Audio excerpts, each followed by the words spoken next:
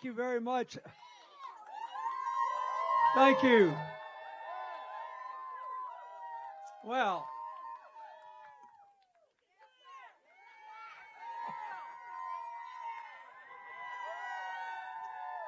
first, thank you. You know, Columbus has really improved a lot in the last 32 years since I came, and we can give a little credit to your congressman. My longtime friend, he's done a great job here, and it's just wonderful to be back. I've been hanging around here the last 2 or 3 days, you know, and traveling out and going around. I went to the fair, and everybody was in such a good humor. I even had one guy with a MAGA cap ask to take a picture. And it made me feel good. I thought maybe there's hope for this country yet. Part of Kamala Harris's new way forward is that we're going to have more us and fewer them. This us and them thing is eating us alive. And so when the guy asked for a picture, I said, come on up here, man. Who knows, maybe I can infect him before the election day. Meanwhile, we got a race to win. And I want to thank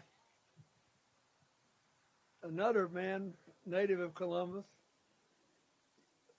who was for a while the longest serving member of any state legislature anywhere in America, Calvin Smyrie, who's from Columbus. He's over there. He's been with me. I want to thank Congresswoman Nikema Williams, your state chair, and a great friend of many of my friends. Thank you, Representative Carolyn Hoy. Thank you, Representative Teddy Reese. And thanks to all the local campaign people here. I've had the best time the last 2 days. I got to go to the state fair, which I thought was pretty cool. And I didn't get it. You should be proud of me. I didn't eat one. I was trying to... I got one and gave it to somebody younger with a higher metabolism.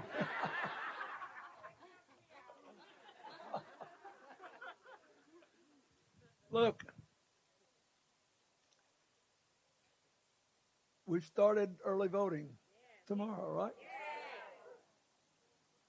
And if you look at all these recent Georgia elections, they've all been close because we fought hard. I mean, they tried to rig the rules away, so it hurt us. And there have been some new innovative efforts in that regard, trying to rig the rules away from us. But you did well. We won in 2020. And you got Raphael Warnock and John Ossoff. And we did it not just because we did well in Atlanta, but because where there was an opportunity anywhere outside Atlanta, we punched above our weight. So that's what this election coming down to. If you want it bad enough, you can win it. And you'll be proud of yourself for the rest of your life. And your children and grandchildren will be grateful. And if you decide you got something better to do for the next few days, you'll regret it for the rest of your life. I know quite a bit about not only being president, but about the current issues and the competing candidates. And the thing that, as I said this once before when I was speaking for Kamala Harris at the Democrat convention,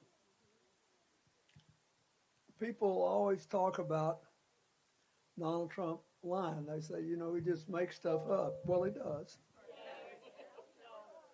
He just, and you got a lot of help here. I saw Marjorie Taylor Greene was with him the other day and said, did you see this? She said, when our friends in North Carolina got creamed by that terrible storm Helene, usually hurricanes hit the coast. This one hit inside the west, and it was terribly damaging Asheville, which is pretty much a Democratic city, but it also hurt all these rural counties that were mostly Republican. And they acted like we'd done something unfair. Because, I knew, for example, when I went to the east coast of North Carolina in 2016, I didn't see how Hillary could possibly win because I went to this National Guard armory and all the people who'd lost everything were in there, and half of them had their buttons on and were enthusiastic and glad I showed up, but I knew their lives were wrecked and they couldn't get themselves together to go vote, and there wouldn't be an organization to do it. So now they say we have the power. That's right. We do. We do. To change the weather.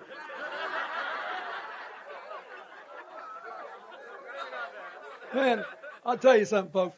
I love being in politics. And I love public service.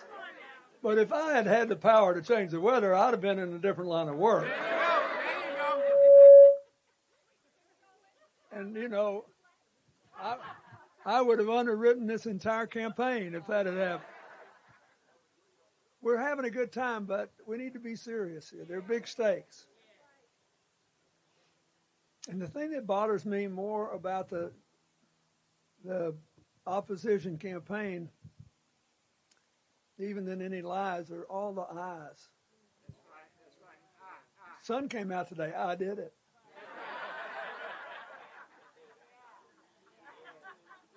Yesterday it rained. If I'd been president, it never would have happened. Speak it. This is about me. You got to understand there's nobody in the world like me. I can do things nobody can do. I can stop things nobody can stop. And I listened to all this stuff and I thought, if that's true, how come since the end of the Cold War, there have been 50 million new jobs added to the economy by Democrats and 1 by Republicans total? And we are about to finish the 4-year period that will produce the most new jobs of any 4-year period in the history of the United States. Now, so they got a real load to carry, the Republicans. They want to attack Kamala Harris and blame her for anything they managed to keep from happening. Like, they claim she was the border czar. That's not what her jobs are. Her job was to go down to these other countries that were sending us a lot of people and trying to get them to enroll them in a legal process while they were still in the country so they wouldn't be illegally trafficked, show up at our border, have to be cared for on one side of it or another, and then we'd run the risk of having people get in here who weren't properly vetted. That's what she tried to do. And we had some success with that, but those traffickers, they make a lot of money. So for the last 3 years, the Biden-Harris administration has done increasingly tough things trying to control the border. And the illegal crossings have gone down every year for 3 years. Our friends in the other party don't want to talk about it, but that's true. That's right. And then President Biden called the Republican senators who seemed genuinely concerned about it, and he said, look, let's make a deal. Only thing you care about is having fewer people come in, right? And they said, yeah, we don't want them And they said, well, there is a limit to how many people we can efficiently take, so I'll make a deal with you. I'll take your limit if you'll give me enough money to make sure that these families can stay together and no kids are taken away from their children. That's right. And That's right. if we do serious background checks, so the people who shouldn't get in because they're highly likely to commit crimes don't get in. Let's make that deal. So they made a deal. So Biden then says, you write the first draft of the bill. I trust you. You never hear this. And then Donald Trump hears about it. And he said, oh my God, we can't fix the border. What am I going to do for TV ads? Who am I going to demonize every day? I don't get into politics to solve problems. I get in it to create problems and blame other people for doing it. He learned from his great mentor, Roy Cohn, who helped Senator Joe McCarthy. Deny everything and accuse other people of doing what you're doing. So there it was on a silver platter, a new direction to manage an immigration crisis in a tough time where there's all this upheaval all over the world, where there are border problems all over the world, where millions of people are trying to escape the misery they're in, and other people are saying, well, I want to do what I can and take what I can, but maybe there's a limit to how much we can do. In other words, I don't think Americans are anti-immigration, they're anti-chaos, right? They don't want us to do more than we can, but they recognize, at least most people do, we got the lowest birth rate we've had in well over 100 years. We're not at replacement level, which means we got to have somebody come here if we want to keep growing the economy. Unless one of you is one of these artificial intelligence geniuses and figured out how we can all grow with no work, which I'm not sure would be good for us. I think, it helps us a little to get up and go to work every day. So what you've got is a clear choice. Kamala Harris has offered a credible, compelling economic program. There was a huge number of economists, more or less evenly divided by philosophy, that reviewed these programs. And basically, her program would help more than twice as many Americans as Trump would, because they give too much money, as they always do, to high-income people. That's right. Like me, I'm on the bottom end, and Elon Musk is on the top end of high-income people. And I don't need a tax cut, and I sure don't want them to eliminate the Department of Education or cut spending to kids or do all these things that 2025 report says. So, but their program would not help nearly as many people, but it costs more than twice as much money. Because one of the reasons they exist and live is, I just can't wait until we get to Congress and the White House again, so we can give billionaires another tax cut. The poor darlings, they need some incentive. They need some incentive to invest. Well, let me tell you something. I've got a few friends who made $1 billion. They worked for it. They earned it. But the friends that I have, they're proud to pay taxes on what they owe. They don't believe that you should pay less.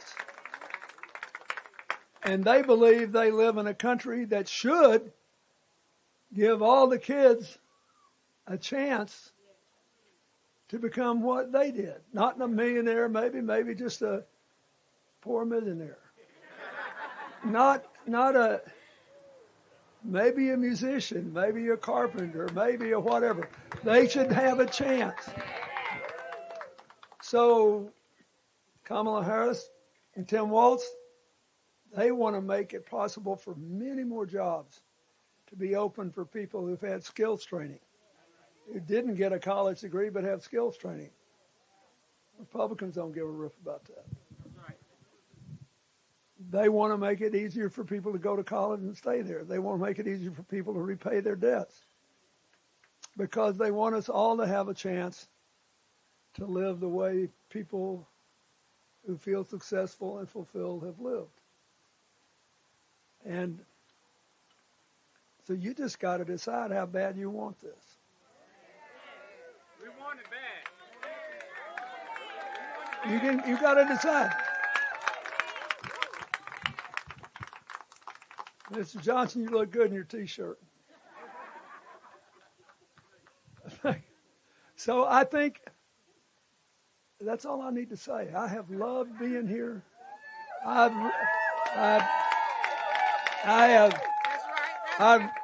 relived 30 years. I've thought about everything in the wide world that's happened to me. Here, I love driving all over Columbus and see how beautiful it is now. But you have to realize it is literally possible that the whole election could be decided here. That's right. It is possible. Yes, it is. There are 7 states where the election is too close to call. We could win them all. And we could lose them all. And it depends on want to. And, you know, the Supreme Court has had a lot of terrible rulings since the last election. And they've been able to make it easier for states that agree with them to make it harder for people to vote. But not impossible. That's right. And Georgia has more experience than almost any other state in climbing those barriers and breaching them.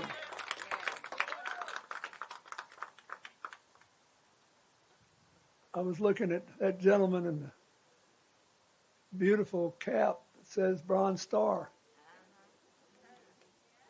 You got too many military veterans in Georgia who have paid too high a price to serve this country to be turned around and discriminated against and access to the polls.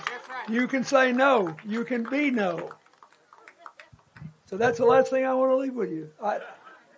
I want you to celebrate on election night.